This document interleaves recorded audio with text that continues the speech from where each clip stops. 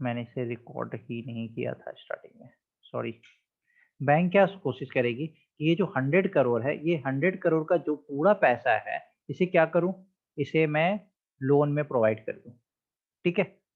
तो इस टाइम पे आरबीआई आ जाता है और आरबीआई क्या करता है कि आरबीआई बोलता है कि नहीं, जितना पैसा आपके पास है उसका सर्टेन अमाउंट आपको रिजर्व में रखना है।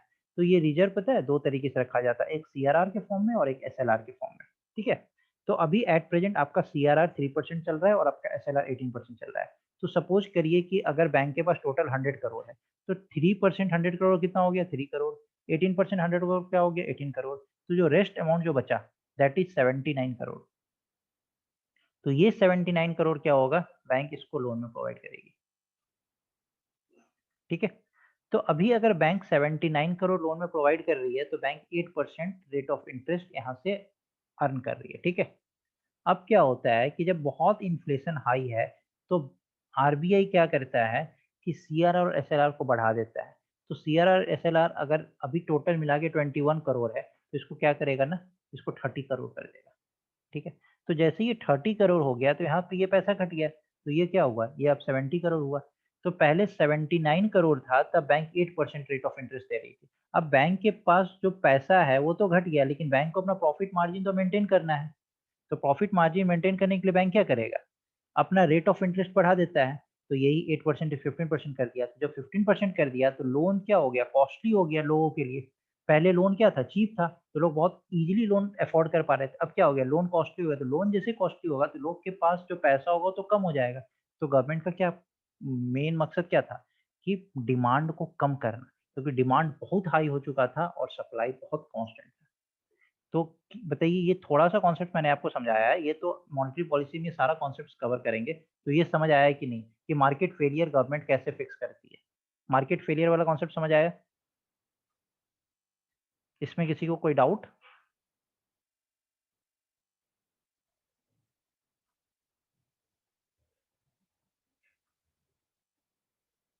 देखिए, अगर कोई डाउट नहीं है ना, तो अगर मैं पूछूँ ना, तो आप लोग बता दीजिए क्लियर, ताकि मुझे भी पता चल जाएगा क्लियर है, तो मैं फिर आगे बढ़ जाऊँगा। ठीक है? तो हम लोगों ने फोरकास्ट फॉर इकोनॉमी देखा, अपॉर्चुनिटी कॉस्ट देखा, हाउ टू डिस्ट्रीब्यूट रिसोर्सेज देखा, how to achieve social efficiency देखा, अंडरस्टैंडिंग कंज्यूमर बिहेवियर देखा, how to fix market failure देखा।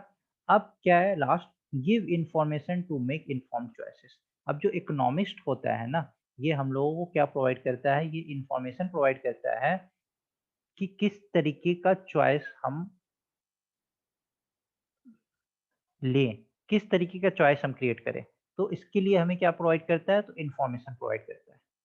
ये कौन करता है? तो ये भी इकोनॉमिस्ट का काम होता है। अभी मैंने आपको बताया ना कि इकोनॉमिस्ट जो होता है, ये फोरकास्ट करता है, ये अपॉर्चुनिटी कॉस्ट पे फोकस करता है, तो इसके पास काफ़ी इन्फॉर्मेशंस रहता है।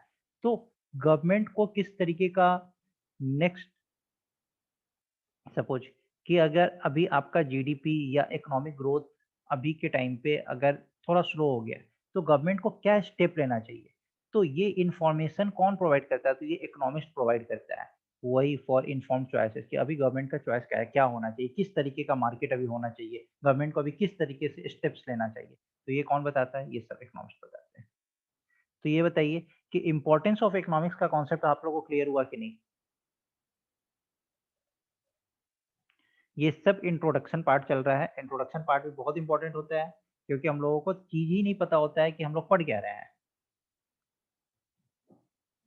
Yes sir. Okay, nice. ठीक है। अब देखिए, इसमें मैंने आपको जो भी आपका जो टर्म्स था ना, जो इम्पोर्टेंट टर्म्स था, वो सबको मैंने यहाँ पे नोट्स में डिफाइन कर रखा है। जैसे अपॉर्चुनिटी कॉस्ट मैंने यहाँ पे डिफाइन कर रखा है। फ्री मार्केट क्या है?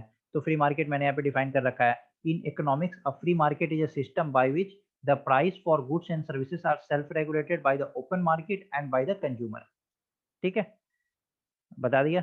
यहाँ पे सोशल एफिशिएंसी मैंने आपको समझाया है, उसको मैंने यहाँ पे लिख भी रखा है। The free market leads to countless example of market failure. One of the best use of economics is to provide solutions to overcome market failure. For example, driving into the centre of the town creates negative externality. अच्छा, अभी हम लोग ये point को देखते हैं, externality क्या होता है? ठीक है, अभी मैं आपको बताता हूँ। Externality such as pollution and congestion. So to avoid overconsumption, an economist can suggest a tax on driving into town to internalize the externality. ठीक है, पहले एक्सटर्नैलिटी समझते हैं, एक्सटर्नैलिटी क्या होता है, क्योंकि ये टर्म बार बार आएगा, एक्सटर्नैलिटी।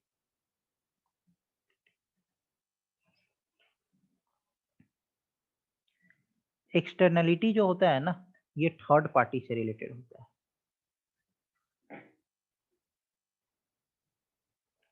ठीक है, जो थर्ड पार्टी के द्वारा जो आपको कॉस्ट मीन्स आपको लॉस या आपको कुछ बेनिफिट अराइज होता है, इसी को एक्सटर्नलिटी बोलते हैं। इसको एक एग्जांपल से आपको मैं समझाता हूँ, अभी जस्ट क्लियर हो जाएगा। सपोज करिए कि यहाँ पे कोई विलेज है, ठीक है। इस विलेज में कोई एक बिजनेसमैन यहाँ पे कुछ इंडस्ट्री सेटअप करना चाहता है, ठीक है। तो ये तो कोई थर्ड पार्टी है जो आके इस विलेज में क्या कर रहा है, इंडस्ट्री सेटअप करना चाह रहा है। तो जब ये यहाँ पे इंडस्ट्री सेटअप करेगा, तो ये विलेज है, तो इस विलेज में इसको इंडस्ट्री सेटअप करने के लिए सपोज करिए कि यहाँ पे इसको रिसोर्सेज कुछ मिल रहा है, ठीक है। बट उस रिसोर्सेज से रिलेटेड इस रिसोर्सेज का वेयर हाउस वगैरह सब जब यहाँ पे ये डेवलप करेगा, तो इसका जो गुड्स होगा उसको ट्रांसपोर्ट भी तो करेगा। तो यहाँ पे क्या करेगा, ये थोड़ा सा इंफ्रास्ट्रक्चर डेवलप करेगा। अब इसको यहाँ पे लेबर का ज़रूरत होगा, तो लेबर के लिए क्या करेगा? जो यहाँ पे गाँव वाले जो हैं, इन्हीं विलेजर्स में से ये लेबर हायर करेगा, ठीक है। अब ये बताइए इस इंडस्ट्री से जो हार्मफुल केमिकल्स जो रिलीज़ होगा, जो हार्मफुल एमिशंस गैस जो रिलीज़ होगा, ये क्या करेगा? यहाँ के एनवायरनमेंट को पॉल्यूट करेगा, क्योंकि ये तो विलेज का बहुत क्लीन एनवायरनमेंट, ठीक है।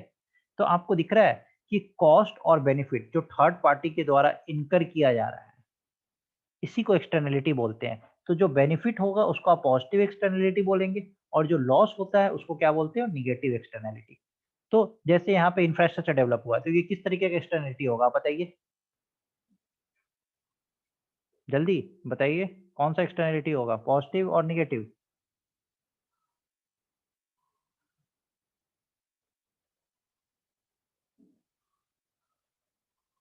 It's a positive externality.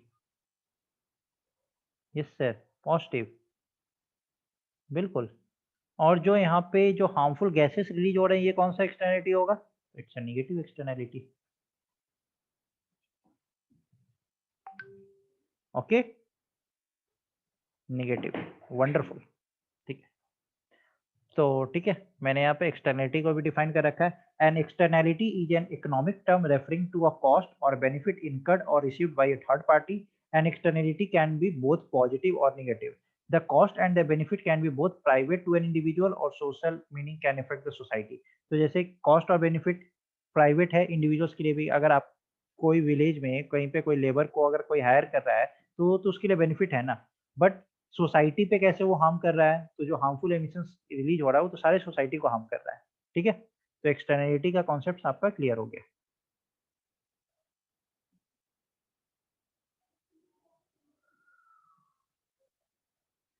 ठीक है। एग्जाम्पल ऑफ एक्सटर्नैलिटी यहाँ पे मैंने यहाँ पे डिफाइन भी कर रखा है, ये देखिए।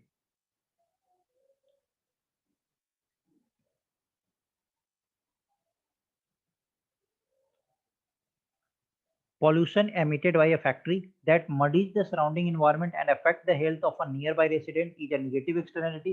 The effect of a well-educated labor force on the productivity of a company is an example of positive externality. ठीक है, तो मैं जो समझाता हूँ ना उसको मैं यहाँ पे नोट्स में प्रोवाइड भी करता हूँ, ताकि आप जब नोट्स को रिवाइज करेंगे तो आपको सब कुछ क्लियर हो जाएगा, ठीक है। अभी मैंने जितना आपको समझाया है, इससे रिलेटेड मेंस में एक क्वेश्चन फ्रेम होता है। जो क्वेश्चन क्या है? Modern economist have examined economic forces behind everyday social issues. You have to discuss it. ठीक है, तो आपको क्वेश्चन समझ आया? आप इस क्वेश्चन को नोट कर लें और नेक्स्ट क्लास में हम लोग इस क्वेश्चन को डिस्कस करेंगे। आप लोग सबको इस क्वेश्चन को लिख के लाना और मुझे क्या करना कि व्हाट्सएप पे इस क्वेश्चन का स्क्रीनशॉट लेके शेयर कर देना आंसर्स, ठीक है। ऑटोमेटिक क्लास स्किप हो जाती है। तो ऑटोमेटिक क्लास स्किप हो जाती है तो पता है आपका कुछ इंटरनेट इशू होगा, इस कारण से स्किप हो रही होगी। कोई बात नहीं, आप थोड़ा-सा मैनेज कर लें, आपको अ, रिकॉर्डेड सेशन मिल जाएगा। हाँ, राशिद कौन-सी क क्वेश्चन्स? ये क्वेश्चन्स, ये देखिए। Modern economists have examined economic forces behind everyday social issues. इस क्वेश्चन को आप लोगों को लिख के लाना है नेक्स्ट क्लास में। कौन सा हुआ? कश्मीर में तो यही प्रॉब्लम है sir. Yes, I can understand कि आप लोगों को बहुत प्रॉब्लम होती है। इसलिए मैं कोशिश करूँगा कि आप लोगों को recorded session line by line आप लोगों को सारा रिकॉर्डेड सेशन मिल जाए, मैं कोई रिकॉर्डेड सेशन मिस ना करूँ, ठीक है? तो आप लोगों को रिकॉर्डेड सेशन में मैं प्रोवाइड करूँगा, साथ-साथ मैं आप लोगों को नोट्स भी प्रोवाइड करूँगा और इससे बाद भी मैं आपको अपनी तरफ से बोल रहा हूँ कि आपको कभी भी कोई प्रॉब्लम होता है, तो आप व्हाट्सएप पे मेरे से कभी भी पूछ सकते हो। मैं अगर क्लास ले रहा हूँगा, उस समय मैं आपको रिप्लाई नहीं करूँगा, बट क्लास के बाद मैं आपको पक्का से रिप्लाई कर दूँगा। ठीक है? इलैबोरेट करो इस क्वेश्चन्स को। अच्छा, इलैबोरेट करूँ इस क्वेश्चन को, ठीक है, मैं बताता हूँ। ये देखिए, ये क्वेश्चन क्या है? इस क्वेश्चन को पहले करना क्या है? डिस्कस। डिस्कस का क्या मतलब होता है? डिस्कस मतलब आप लोगों को क्या समझ आता है? डिस्कशन से क्या समझ आता है? क्या करना होगा इस क्वेश्चन के लिए हमें क्या करना है?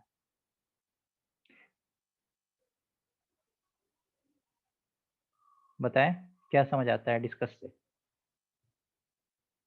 आपने कभी आपस में किसी से डिस्कशन किया है? तो इसमें क्या होता है कि आप कुछ पॉज़िटिव्स, कुछ नेगेटिव्स आप डिस्कशन करते हो। मतलब आप अपना पॉइंट्स रखते हो, ठीक है? तो यहाँ पे मॉडर्न इकोनॉमिस्ट जो है ना, जो आजकल के जो इकोनॉमिस्ट हैं, इन्होंने क्या एग्ज़ामिन किया है कि जो भी आपका सोशल इश्यू जो डेली का जो सोशल इश्यूज़ है, जो भी सोशल इश्यूज़ डेली हो रहा है, उसके पीछे इकोनॉमिक फ़ोर्स है। कहीं न कहीं उसमें इकोनॉमी का रोल आता है। इसी चीज़ को आपको बताना है। अभी आपको मैंने इतने सारे कॉन्सेप्ट्स बताए हैं, ठीक है? उन सारे कॉन्सेप्ट्स को यूज़ करके आपको ये बताना है कि डे टू डे लाइफ़ में जो भी सोशल इश्यूज़ जो भी घटना घट रही है, उस सारे घटने के पीछे कहीं न कहीं कोई न कोई इकोनॉमिक फ़ोर्सेस गवर्न कर रहा है। ये मॉडर्न इकोनॉमिस्ट इस चीज़ को कहना चाहता है। तो मॉडर्न इकोनॉमिस्ट इस चीज़ को कहना चाह रहा है कि मीन्स वो पॉज़िटिव बोल रहा है, वो ऐसा बोल रहा है कि हाँ, ऐसा हो रहा है। तो आपको इसी पॉइंट को बताना है कि ऐसा हो रहा है। तो ऐसा कैसे हो रहा है, इसी को आपको लिखना है। ठीक है? अब समझ गए आप ये क्वेश्चन? कि अब आप लिख के लाओगे, तो उसके बाद मैं देखूँगा कि आप लोग कैसे लिखते हो। एक क्लास में आप लोगों का क्वेश्चन्स देख लूँगा, आप लोग कैसे लिखते हैं, उसके बाद मैं आप लोगों को फिर फर्दर बताऊँगा कि लिखते कैसे हैं, ठीक है? बट आप लोग सबको एक बार अटेम्प्ट ज़रूर करना। और नेट इश्यू मैं समझ सकता हूँ, इसलिए मैं आप लोगों को एक्स्ट्रा आप लोगों का हेल्प करने के लिए मैं यहाँ पे व्हाट्सएप आप लोगों को बता दूँ कि आप यहाँ से मेरे से कुछ भी पूछ सकते हो, नॉट एन इश्यू, ठीक है? अब इस क्वेश्चन से रिलेटेड कुछ पहले इकोनॉमिक्स का प्रॉपर डेफिनिशन देखते हैं। इकोनॉमिक्स का प्रॉपर डेफिनिशन क्या है, ठीक है? इसके लिए आपको बहुत कुछ अभी जानने को मिलेगा और आपका ये क्वेश्चन जो है आपको हेल्प भी करेगा इस ये जो अभी पढ़ेंगे ना कि क्वेश्चन राइटिंग आंसर राइटिंग करना कैसे है, ये आपको थोड़ा हेल्प भी करेगा, ठीक है? तो ये देखते हैं, डेफिनिशन ऑफ इकोनॉमिक्स। इकोनॉमिक्स का डेफिनिशन पहले स्टार्ट करते हैं। तो इकोनॉमिक्स क्या है? तो इसको 5 पार्ट में आपको याद रखना है। जब भी इकोनॉमिक्स आपको समझ आएगा ना, तो आपको क्या याद रखना है? सोशल साइंस पहला, दूसरा एलोकेशन, तीसरा लिमिटेड रिसोर्सेज, चौथा प्रोडक्शन और पाँचवाँ अनलिमिटेड वांट्स एंड नीड्स। ठीक है? इस 5 पार्ट को याद रखना। अब मैं आपको वन बाय वन ये सारा आपको समझाता हूँ। A social science that studies the allocation of limited resources to the production of goods and services used to satisfy the consumer unlimited wants and needs. यही इकोनॉमिक्स का प्रॉपर डेफिनेशन है। इस definition में हर कुछ कवर हो रहा है। इसमें इकोनॉमिक्स में ऐसा कुछ भी नहीं है जो अनटच्ड है। क्या है? सबसे पहले मैंने आपको क्या बताया? इकोनॉमिक्स का क्या मतलब होता है? तो इट्स अ स्टडी, तो इट्स अ साइंस। बट अभी मैंने आपको बताया कि modern economists have examined economic forces behind everyday social issues, तो it became a social science. देखा आपने? तो a social science that study, अब ये किस चीज का स्टडी करता है? तो कैसे लिमिटेड रिसोर्सेज का एलोकेशन होना चाहिए। अब एलोकेशन का क्या मतलब है? तो how the allocation of limited resources to the production of goods and services. इस लिमिटेड रिसोर्सेज का एलोकेशन का क्या मतलब होता है? जैसे limited resources means raw materials वगैरह है, इसको प्रोसेसिंग करेंगे, इस प्रोसेसिंग के बाद इसका डिस्ट्रीब्यूशन होगा टू द पीपल। तो ये जो सारा प्रोसेस होता है ना, इसी को आप बोलते हैं एलोकेशन। तो कैसे लिमिटेड रिसोर्स का एलोकेशन होगा? To the production of goods and services को प्रोड्यूस करने के लिए। क्यों गुड्स एंड सर्विसेज का प्रोडक्शन इंपॉर्टेंट है? क्योंकि कंज्यूमर्स का जो अनलिमिटेड वांट्स और नीड्स है उसको सेटिस्फाई करने के लिए। अब ये बताओ इसके बाहर इकोनॉमिक्स का कोई भी डेफिनेशन ऐसा लगता है कि इस लाइन के बाहर कुछ भी छूट रहा है? अब हम लोग वन बाय वन देखते हैं सोशल साइंस क्या होता है। The scientific study of society of human behaviour end of social interaction. किस तरीके से ह्यूमन बिहेवियर और सोशल इंटरेक्शन का जो साइंटिफिक स्टडी होता है इसी को सोशल साइंस बोलते हैं। क्या इस डेफिनेशन में किसी को कोई प्रॉब्लम है?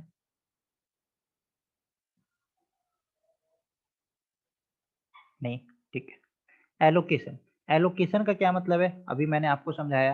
The process of distributing resources for the production of goods and services and of distributing goods and services for the consumption by household. तो टोटल प्रोसेस कि इस रॉ मटेरियल्स का यूज करके पहले आपने प्रोसेसिंग किया, इसको फिनिश्ड गुड्स में प्रोड्यूस किया। अब ये गुड्स में जो आपने प्रोड्यूस कर दिया फिर इसका जो डिस्ट्रीब्यूशन हुआ, ये सारे प्रोसेस को क्या बोलते हैं? एलोकेशन। ओके। एलोकेशन का मतलब सिर्फ डिस्ट्रीब्यूशन नहीं होता है। Process of distributing resources for the production of goods and services. Goods and services का प्रोडक्शन के लिए भी उस रिसोर्सेज का डिस्ट्रीब्यूशन, और फिर जब गुड्स एंड सर्विसेज का प्रोडक्शन हो जाए तो उसका जो डिस्ट्रीब्यूशन होता है टू द हाउस होल्ड्स, ये सारे प्रोसेस को हम लोग क्या बोलते हैं? Allocation. Then limited resources. Limited resources से क्या मतलब है? तो अभी मैंने आपको ये सब कुछ बता दिया कि finite quantities of labour, capital, land and entrepreneurship. अब ये बार बार आपके पास ये चार टर्म आएगा, labour, capital, land and entrepreneurship. इसी को हम लोग रिसोर्सेस में क्लासिफाई करते हैं। तो पहले मैं आपको ये थोड़ा बता दूं। Land, labour, capital and entrepreneur, ये क्या है?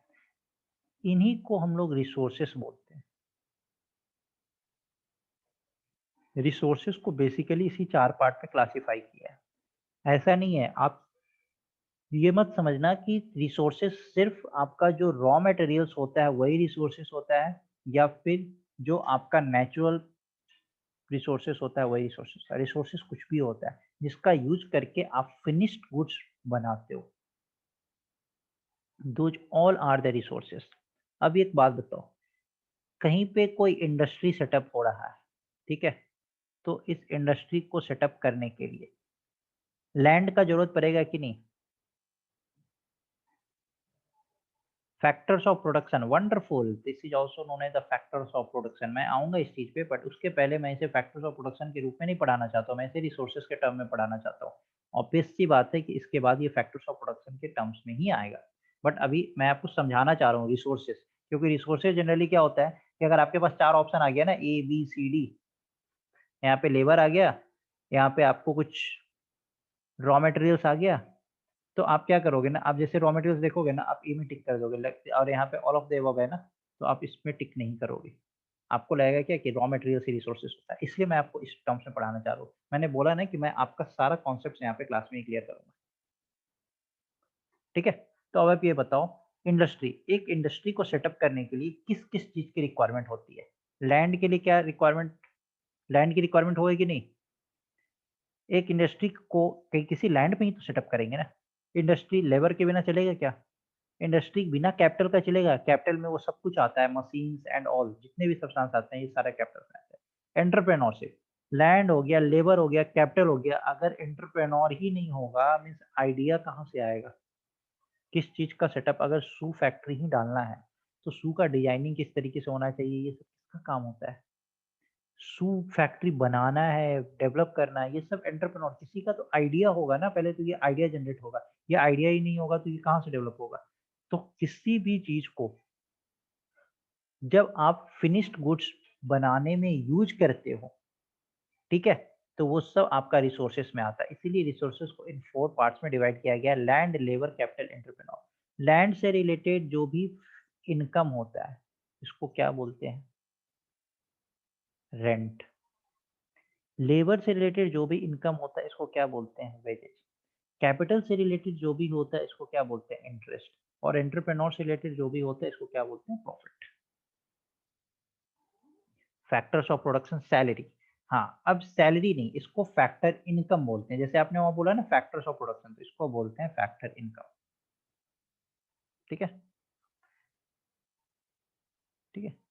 ये देखो यहाँ पे मैंने आपको सब कुछ प्रोवाइड कर रखा है नोट्स में, आपको मैं सब कुछ बताऊंगा। ये देखिए, factors of production, land, labour, capital, entrepreneurship, और सबको एक एक डिटेल में मैंने यहाँ पे पढ़ा रखा है। अभी मैं आपको धीरे धीरे, मैंने बोला ना कि जिसका जिसका बेस नहीं है वो धीरे धीरे मैं वो बेस क्रिएट कर रहा हूँ। ठीक है, तो ये आपका लिमिटेड रिसोर्स वाला कॉन्सेप्ट क्लियर हो गया। प्रोडक्शन, प्रोडक्शन का क्या मतलब होता है? The process of transforming the natural resources of the land into consumer satisfying consumption and capital goods using scarce resources को बोलते हैं प्रोडक्शन। प्रोडक्शन क्या मतलब होता है कि जो आपका लिमिटेड रिसोर्सेज है, जो नेचुरल रिसोर्सेज है, उसको जब ट्रांसफॉर्म करते हो किस चीज में, फिनिश्ड गुड्स में, तो उसी को बोलते हैं प्रोडक्शन। और फिफ्थ कॉन्सेप्ट क्या है? Unlimited wants and needs. Unlimited wants and needs का क्या मतलब है? तो कैरेक्टरिस्टिक्स ऑफ पीपल, क्योंकि लोग को कभी भी सेटिस्फैक्शन नहीं होता, फुल्ली सेटिस्फैक्शन कभी नहीं होता है, लोग हमेशा कुछ ना कुछ चाहते रहते हैं।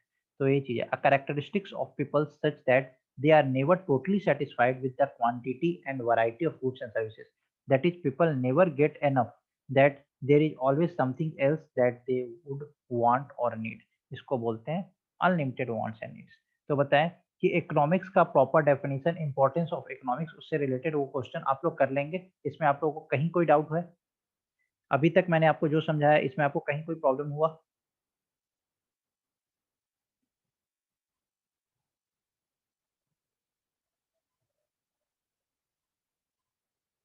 No sir. ओके, आप लोग सब कोई पार्टिसिपेट करिए, एक ही दो लोग पार्टिसिपेट करते हैं। मुनीर, हुसैन, जाहिदा, आप लोग सब कोई पार्टिसिपेट करिए। No sir, all clear. Okay, wonderful. ठीक है, अब इकोनॉमिक्स जो है इसको दो पार्ट में डिवाइड किया गया है।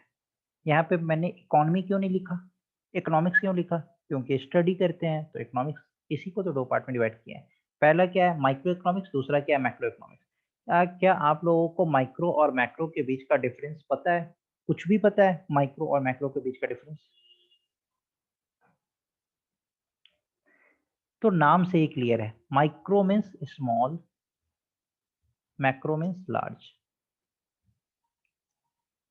तो जब स्मॉल स्केल पे कुछ बात होगी तो it comes under micro economics, जब लार्ज स्केल पे कोई बात होगी तो it comes under macro economics. ठीक है, बट इतना में ही आपका माइक्रो और मैक्रो खत्म नहीं होता है, अभी मैं आपको बताता हूँ।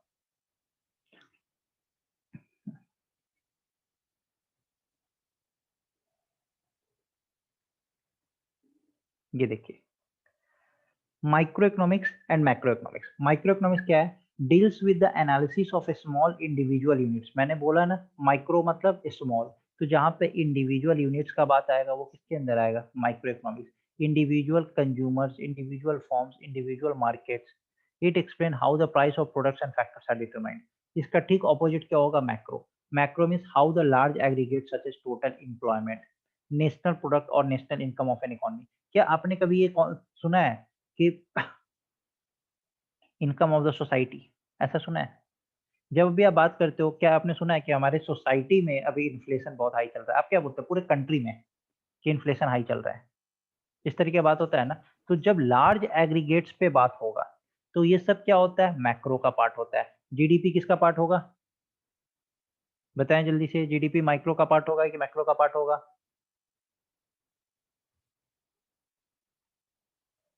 मैक्रो। Very good. अनएम्प्लॉयमेंट किसका पार्ट होगा? माइक्रो की मैक्रो?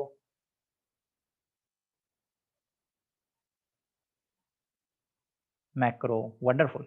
ठीक है, तो देखिए इन्फ्लेशन ऑल्सो मैक्रो। तो जहां भी आप लार्ज एग्रीगेट्स का बात कर रहे हैं, इसलिए आपको जो पढ़ना है, जो आपका जो सिलेबस है, प्रॉपर सिलेबस जो यूपीएससी का है, वो किस पे बेस्ड है? मैक्रो इकोनॉमिक्स पे। माइक्रो इकोनॉमिक्स नहीं पढ़ना है। ठीक है, हम लोगों को क्या पढ़ना है? तो हम लोगों को मैक्रो इकोनॉमिक्स पढ़ना है। ठीक है, लेकिन मैक्रो इकोनॉमिक्स का ओरिजिन कहाँ हुआ था ये पता होना जरूरी है। मैक्रो इकोनॉमिक्स आया कहाँ था? तो पहले मैक्रो का कॉन्सेप्ट नहीं था, पहले क्या था? माइक्रो का कॉन्सेप्ट था। माइक्रो से मैक्रो कैसे आया था? तो मैं आपको ये डिस्क्राइब करता हूँ कि माइक्रो से मैक्रो कैसे हम लोग धीरे धीरे प्रोसीड किए थे। ठीक है, तो हम लोग क्या पढ़ने जा रहे हैं? Origin of macro economics. तो मैक्रो इकोनॉमिक्स के पहले क्या था? Micro economics. तो जो उस समय जो माइक्रो इकोनॉमिक्स था ना, उनको क्लासिकल इकोनॉमिस्ट बोलते थे। जो भी जॉन मेनार्ड कीन्स, आपने नाम सुना होगा जॉन मेनार्ड कीन्स का। जॉन मेनार्ड कीन्स के पहले जो भी इकोनॉमिस्ट हुए उनको सबको क्या बोलते थे? Classical economist. वो लोग किस पे फोकस करते थे? माइक्रो इकोनॉमिक्स पे। इन लोगों का एक क्या फोकस था? इन लोग का ये कहना था कि full employment of labour and other resources always prevailed in the economy. इसका क्या मतलब है कि जो माइक्रो इकोनॉमिक्स जो क्लासिकल इकोनॉमिक्स थे ना, जो क्लासिकल इकोनॉमिक्स थे, ये सब मैं शॉर्ट में लिख रहा हूँ, मैं बोलता जाता हूँ क्योंकि अगर पूरा लिखूंगा तो टाइम ज़्यादा लगेगा, ठीक है? क्लासिकल इकोनॉमिक्स, तो जो क्लासिकल इकोनॉमिक्स थे ना, इनका क्या कहना था कि फुल एम्प्लॉयमेंट होगा लेबर का और अदर रिसोर्सेज का। मीन्स कि अगर कोई भी अनएम्प्लॉयड नहीं होगा। हाँ, अपने विल से आप अनएम्प्लॉयड हो सकते हो, बट अगर आप चाहते हो काम करना तो आपको काम ज़रूर मिलेगा। ये क्लासिकल इकोनॉमिक्स का कहना था। क्लासिकल इकोनॉमिक्स अनएम्प्लॉयमेंट पे फोकस ही नहीं करते थे। वो बोलते थे कि अनएम्प्लॉयमेंट हमारे सोसाइटी में हो ही नहीं सकता है, क्योंकि अगर जो भी चाहेगा काम करना, सबको काम मिलेगा। ये क्लासिकल इकोनॉमिक्स का थ्योरी था, ठीक है? अब देखना है कि कैसे-कैसे ये धीरे-धीरे चेंज होता चला गया और मैक्रो का ओरिजिन कैसे हुआ, ठीक है? ये सिर्फ़ किस चीज़ पे कॉन्संट्रेट करते थे? प्राइस क्या होना चाहिए, आउटपुट क्या होना चाहिए। मीन्स डिमांड और सप्लाई के बेसिस पे ही ये सिर्फ़ काम करते थे। इनको ये लगता था कि जितना सप्लाई बढ़ाएँगे उतना डिमांड होगा, उतना डिमांड होगा, उतना सप्लाई होगा, तो हमेशा मार्केट में इक्विलिब्रियम बना रहेगा, कभी भी अनएम्प्लॉयमेंट नहीं होगा। जो लोग आएँगे, काम करना चाहेंगे, वो काम करेंगे, तो जब काम करेंगे तो ज़्यादा प्रोडक्शन होगा तो लोग उस चीज़ का डिमांड भी करेंगे। डिमांड सप्लाई बनता रहेगा और ये जो है, ये कॉन्सेप्ट चलता रहेगा। ऐसा इनका सोच था, ठीक है? हाँ, ये बोले थे कि वॉलंटरी अनएम्प्लॉयमेंट हो सकता है कि सपोज़ कोई चाहता है कि काम करना और वो चाह रहा है कि मुझे उसके लिए ₹200 लेबर चार्ज मिले, बट मार्केट में ₹100 लेबर चार्ज हो रहा है। तो ये बोलेगा कि नहीं, जब 200 होगा तब हम काम करेंगे, अभी हम नहीं करेंगे। तो दिस इज़ हिज़ विल, वो अपने विल पे ये काम नहीं कर रहा है। तो वॉलंटरी अनएम्प्लॉयमेंट हो सकता है, लेकिन इनवॉलंटरी अनएम्प्लॉयमेंट क्लासिकल इकोनॉमिक्स के केस में नहीं था, ठीक है? तो ये किस चीज़ पे फ़ोकस करते थे? तो ये फ़ोकस करते थे laces fair, LAISSEZ fair. Laces fair का मतलब होता है लेट इट बी, जैसे है वैसे चलने दो। मीन्स गवर्नमेंट का कोई इंटरफेरेंस ना हो, नो गवर्नमेंट इंटरफेरेंस, ठीक है? तो एक बार नोट्स से हम लोग देखते हैं, जो हम लोगों ने पढ़ा अभी। Origin of macro economics, classical economics, John Maynard Keynes के पहले, ठीक है? ये क्या फोकस करते थे? तो full employment of labour and other resources always prevailed in the economy. They concentrated on problems of determination of prices, output and resource employment in the individual industries. ये आपकी क्लास अभी ना 1.5 मिनट में over होने वाली है, ठीक है? अभी मैं 10 मिनट और क्लास को एक्सटेंड करता हूँ। आप लोगों को कोई प्रॉब्लम तो नहीं? तो मैं फिर से तुरंत में लिंक सेंड कर दूँगा, तो 10 मिनट और क्लासेस चलेगी, उसके बाद मैं बस ये थोड़ा-सा बता के इसे बंद करता हूँ क्लास को। फिर नेक्स्ट क्लास में हम लोग स्टार्ट करेंगे। या यहीं तक रहने दूँ, नेक्स्ट क्लास में स्टार्ट करूँ, क्या करूँ? क्योंकि क्लास जस्ट ओवर होने वाली है, 1 मिनट टाइम बचा हुआ है अभी। आप लोग बताओ, जल्दी से बताओ।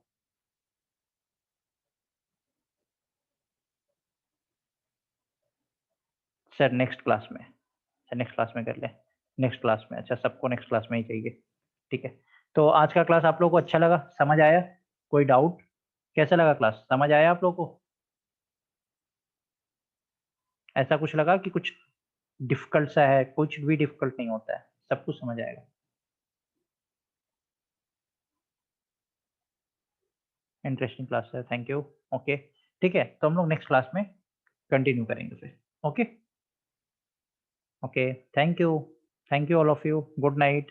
और जिनका भी नेट का इश्यू है, मैं आपको रिकॉर्डेड सेशन भेज दूँगा, व्हाट्सएप नंबर है मेरा, नोट्स रहेगा, आप लोग वहाँ से कनेक्ट कर सकते हैं, ठीक है?